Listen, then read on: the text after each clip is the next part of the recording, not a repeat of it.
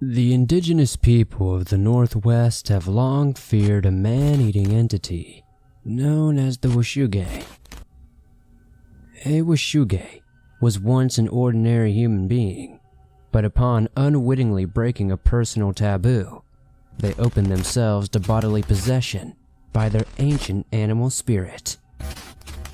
The victim's humanity is destroyed by the invasion, and they become a monstrous hybrid of human and animal, simultaneously alive and undead. A ravenous predator whose appetite for living flesh and hot blood can never be sated. The legend of the Washu-gay has roots in the folklore of tribes who speak the northern Athabascan languages. The Washu-gay phenomenon was best documented in modern times by an anthropologist named Robin Riddington. Riddington spent a number of years in the 1960s and 70s studying the culture of Dainza, an Athabascan-speaking group of First Nations people.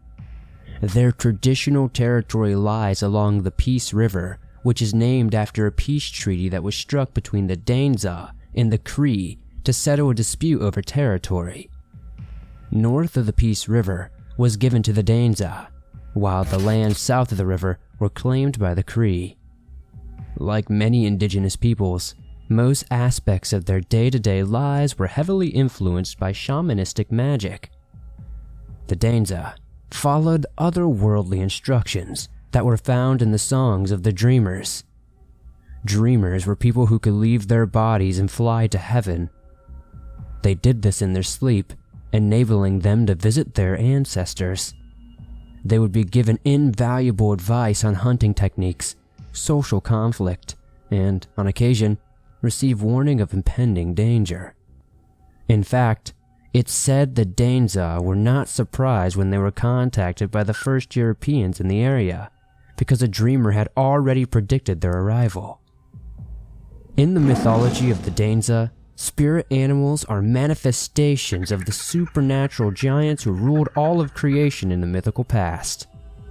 The insects, birds, and various other wildlife we're all familiar with today are physical representations of the giant spirit animals. It was a custom of the Dainza to send their children into the wild to complete a vision quest, whereupon a spirit animal would appear to them and teach them their own unique style of medicine. Medicine refers to a potent magic that utilizes bundles of totemic items, prophetic dreams, and medicine songs that are specific to a particular spirit animal. Upon learning this powerful and secret medicine, the child would forevermore be imperiled by the possibility of accidentally committing a taboo against their spirit animal. For example, a person whose spirit animal is a frog is forbidden to consume meat that is contaminated by fly eggs, and a person whose spirit animal is a web-spinning arachnid is forbidden from listening to the music of a stringed instrument. If one of these taboos were to be broken, the spirit animal might invade the offender, body and soul, in an act of possession that was known as becoming, quote-unquote, too strong. Having opened themselves to invasion by a giant spirit animal, the possessed would become aggressive and irrational, acting more and more like an animalistic spirit with each passing hour. Eventually, the afflicted person would eat their own lips, a precursor of the grisly acts of cannibalism that were soon to follow. When the possession is complete, the lipless lunatic transforms into a half-human, half-animal monstrosity, a supernatural horror with ice in its guts and insatiable hunger for human flesh. Wechuge are almost completely impervious to physical harm. According to the oral traditions recorded by Riddington, the only way to destroy a rampaging Wechuge is to melt the ice inside of its belly. In some folktales, an especially brave hunter is able to push the Wechuge into a bonfire, repeatedly shoving it into the heart of the blaze until the block of ice inside its torso melts into steam. In other tales, a dreamer will instruct the afflicted person's loved ones to use their combined medicine powers against the invading spirit, which proves to be enough to arrest the transformation. It should be noted, however, that once the possessed has eaten their own lips, there is little hope for redemption. The only options are to kill the Wechuge with fire, or be eaten alive. As it turns out, while the Athabascan-speaking peoples of the Northwest were living in fear of the dreaded Washu-gay, over on the other side of the continent, the Algonquin tribes of the East Coast and Great Lakes region were being terrorized by an eerily similar monstrosity, the cannibalistic ice giant, known as the Wendigo. Like the Wechuge, a Wendigo was once a human being, but has been transformed into a predatory supernatural monster through their own moral failings. The Wendigo has an enlarged heart that is made of ice, and, in some tales, their humanity is trapped inside their frozen heart like a prison. It is very interesting that two separate cultures, each located on opposite sides of a continent as vast as North America, could somehow wind up creating monsters as similar as the Washu-gay and the Wendigo. This gruesome twosome could almost be long-lost cousins on the cryptid family tree, if such a thing ever existed. Two ancient cultures, two very similar monsters, and 1,000 miles of plains, mountains, and forest between them. It's definitely food for thought. Professor Riddington thought it was significant enough to publish a book on the subject in 1976, a work that has been referenced in numerous scholarly works on the subjects of psychoanalysis, theism, and sociological implications behind the folklore of Native Americans. During this time living amongst the Danza, Riddington became very interested in the spiritual aspects of their culture. He was particularly intrigued by Charlie Yahe, who was the last of the Dreamers, born in 1881. Charlie had been guiding his people with his song since he was a young man. Dreamers are said to have the power to untether themselves from the physical world when they sleep, ascending to the world of the afterlife like a swan to communicate with their ancestors. They receive vital instructions on hunting and general survival, which they carry back to Earth in the form of a song. Charlie learned many songs in his formative years from Gaia, a well-respected dreamer, and he inherited his mentor's famous drum when Gaia passed on to the other side. According to Charlie, a person is in danger of becoming a Washu-gay when they become too strong, which is a euphemism for being possessed by one of the giant spirit animals in his primordial form. Charlie told Riddington the story of Asa, a man in his 70s who unwittingly broke the taboo of his spirit animal and almost became a Washu-gay. Asa had consumed some meat that, unbeknownst to him, had been contaminated by fly eggs. Unfortunately, his medicine animal was the frog, which made the consumption of fly eggs a grievous taboo for him. Asa soon began to exhibit frog-like behaviors, jumping up and down on his bed as he sang his medicine song. The other villagers were thrown into a panic. If the curse could not be stopped, the little old man would soon devour his own lips and transform into an unstoppable killing machine.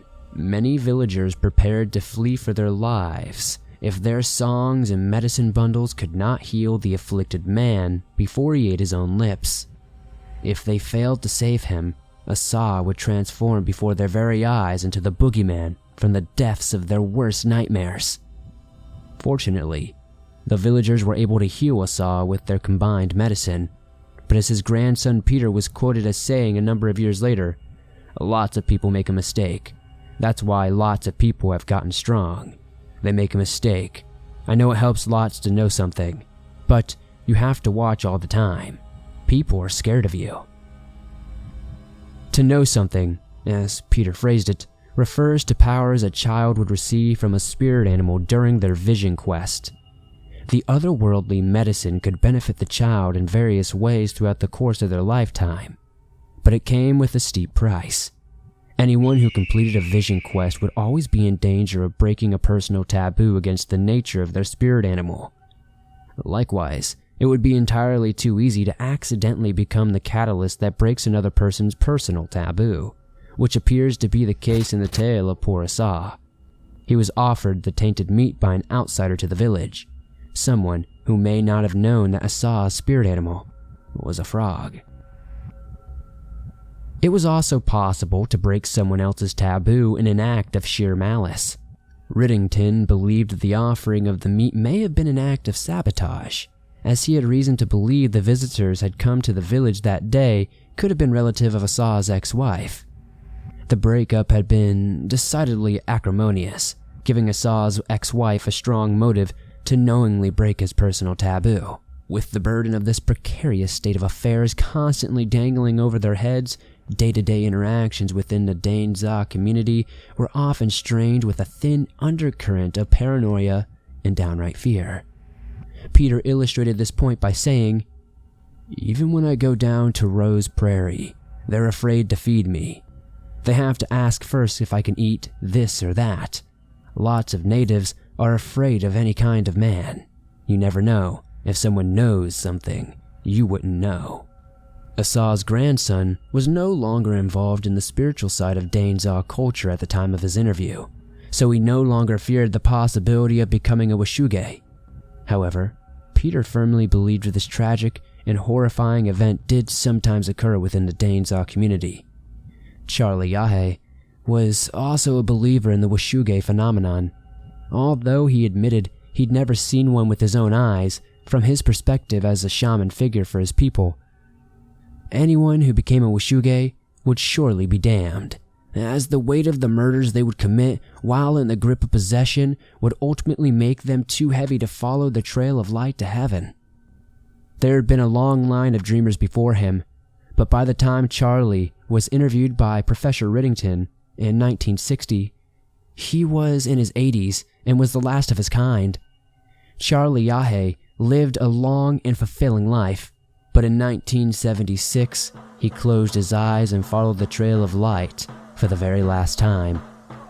Although Charlie departed from this mortal coil many years ago, the songs he brought back from heaven are still sung by his people at the Dreamer's Dance, a world renewal ceremony that is traditionally held near the summer and winter solstices. The dreamers may be gone, but the old ways of the Danezaw are still holding strong in the 21st century. Vision Quest may be a thing of the past, but the legend of the Washu-gay has lived on into the present day.